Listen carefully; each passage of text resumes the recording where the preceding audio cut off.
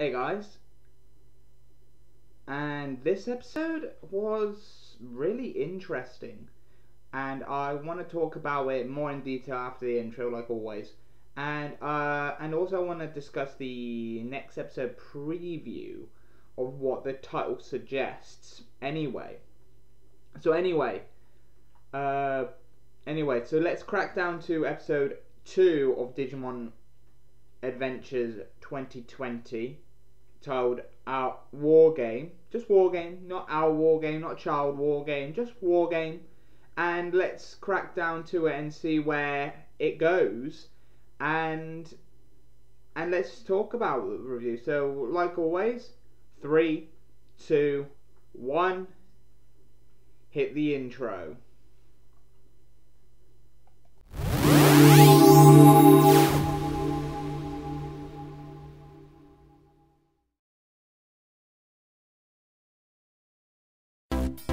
Okay, so this episode really does open up directly where last episode ended, with the introduction of Yamato and everything. And I like a little bit of details of Yamato as well. I like that he's wearing a different colour shirt, but we do get to see a hint of his classic green top in a form of like a bandana or something on his arm. And it's definitely in a reference to his old top that I wore in the original Adventure series. So that was a little nice callback. So we have Koshiro really talking about a crisis that's happening, and he tells them the quickest route to get there, and they then fight more of these Digimon, I think Algomon, pretty much the sister Digimon, or the like other variation. Like we have two variations of, like, say Terriermon, Lopmon. They look the same but they are different. Or we have like Gabumon and that weird purple Gabumon that we saw in Young Digi Hunters Travel Time or whatever, or whether that was a poison type. And then we had a virus poison type, and then we've got the black variants of Agumon and Gabumon as well. So this one's like a variation of Keramon, you know, the Diaboromon's Digivolution line. And they will find a load of them and everything. Matt is very much like a loner type. He's very much not interested in friends, or he's having trouble making friends, or he's always been alone and everything. And if their parents are still split, like in the original, then it might have actually plays along with that. And it really builds up this character dynamic, and I really do like that. So they're fighting and everything, and the main Digimon then digivolves, like similar, but went from its champion to then the ultimate. They defeated the ultimate with the two champions. Well, really OP that, but what can you do? It's just the second episode, and then it goes into its mega. So it went from its champion to ultimate to its mega, and they were struggling.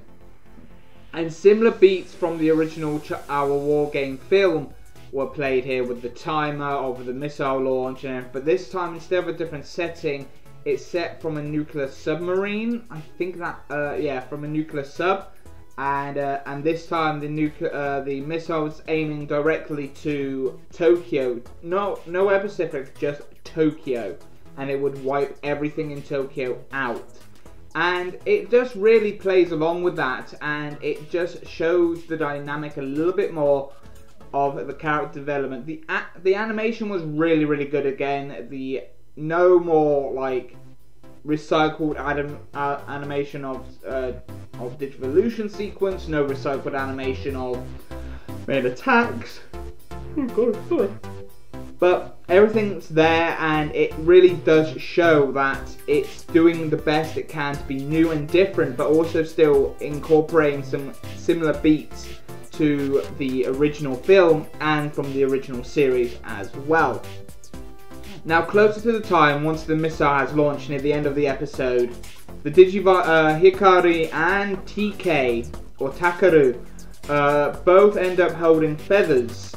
And these feathers are most likely going to be the things that bring them together with their Digivices, because their crests of hope and light show up, and this triggers the ability of of the Joggerus / merger of Garurumon and Greymon in this series to jump, like just warp straight into merging into Omegamon, and seeing that is really a great way, really interesting, because it makes you wonder. They've now done the top stakes of getting into their ultimate mega form of Omegamon already in the second episode, or near the end of the second episode, going into the third episode. Now the question is it going to now be a story of how they were able to do that, or is it going to be like bonds, friendship, and all that working together type storyline then from here on out? But other than that, it was a very interesting storyline, because we've just met, at the moment, just 2 of the main 8 Digimon. We haven't met the others yet. We haven't met Tentomon, we haven't met Palamon, we haven't met Biomon, we haven't met Gomamon, we haven't even met Patamon or Gotumon or Telmon in the Japanese dub.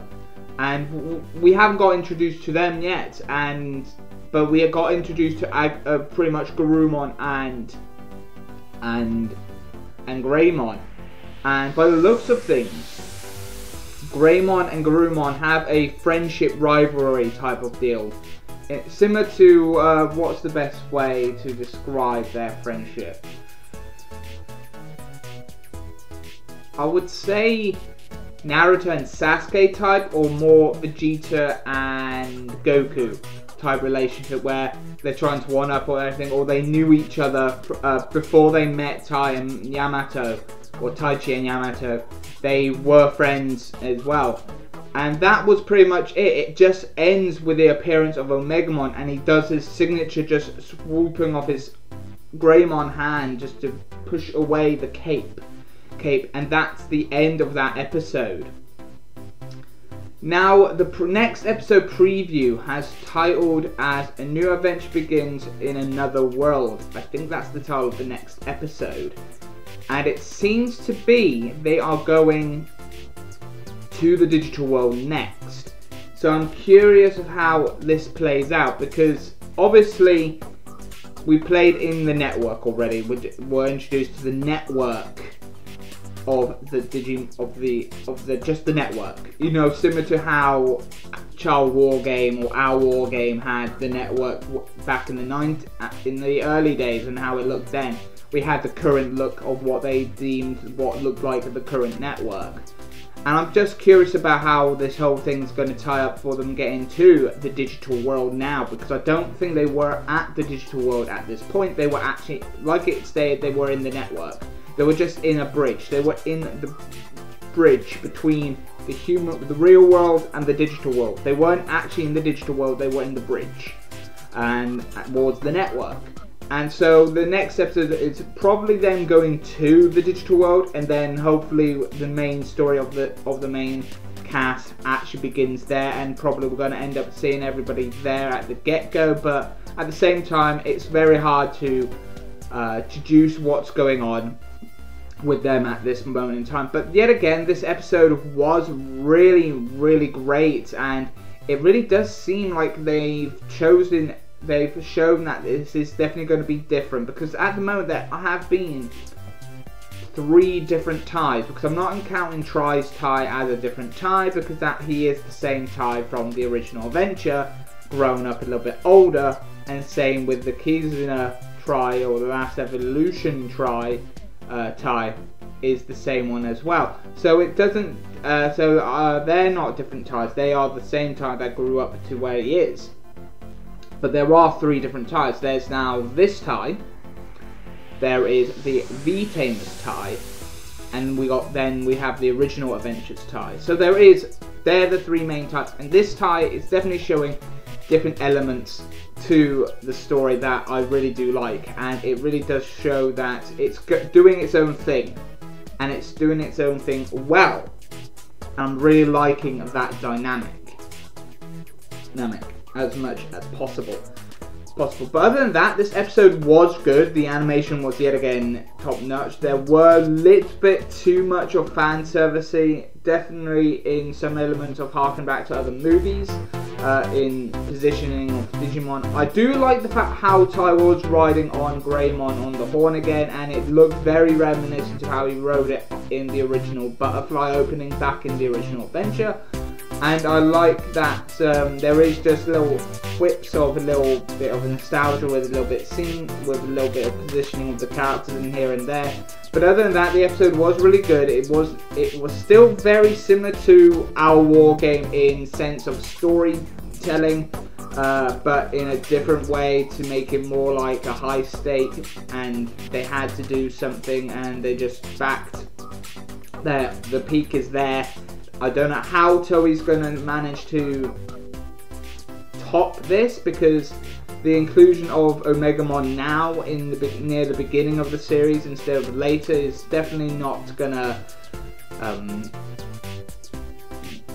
drill well, but at the same time it seems like it's going to be that anyway in this case. But other than that, this series has been good so far. We're only 2 episodes in, and I really have enjoyed what we have been given, and I cannot wait for episode 3 and see where that goes next Sunday. But this has been a great episode and everything like that. I really did like it. So yeah, comment down below what you liked and didn't like about this week's this episode. What gripes you had? Was it too similar to our war game for you, or the second part of the original dubbed Digimon movie? Was it too similar in beats to them, or was it just different enough that you accept the similarities to the original where it's still drawing you in and you're still going to be tuning in every week and stuff like that? Just comment down below what you think about it as well, because I really enjoyed it. I take these differences, but I will take the similarities to the point where it was different enough, and that's my opinion anyway. But what did you guys think? Just comment down below anyway, and I'll see you in the next video, or the next Digimon review. So see you next time. I've been your host, Kai from Kai's Take On It, and I'll see you next time. Bye for now. See ya. Now that was a great episode, don't you think, guys? It was very great, and I really did enjoy it. And if you're new to the channel, why don't you click the like button if you liked the video, if you watched it to the end here. I'm hoping you guys have watched it all to the end. And if you liked it, just give this video a thumbs up. And if you're new to the channel and you want to keep on getting notifications and everything like that, why don't you also hit the subscribe button and hit the bell notification to keep up to date? And why don't you check out my other videos as well, that probably popping up on the screen right now, so you guys can, well, just check them out. And also don't forget to subscribe to my Geek Corner for the Western side of things. That's still a low channel, but hopefully you guys follow that channel as much as possible as well. Or why don't you also check out my Transformer Corner as well.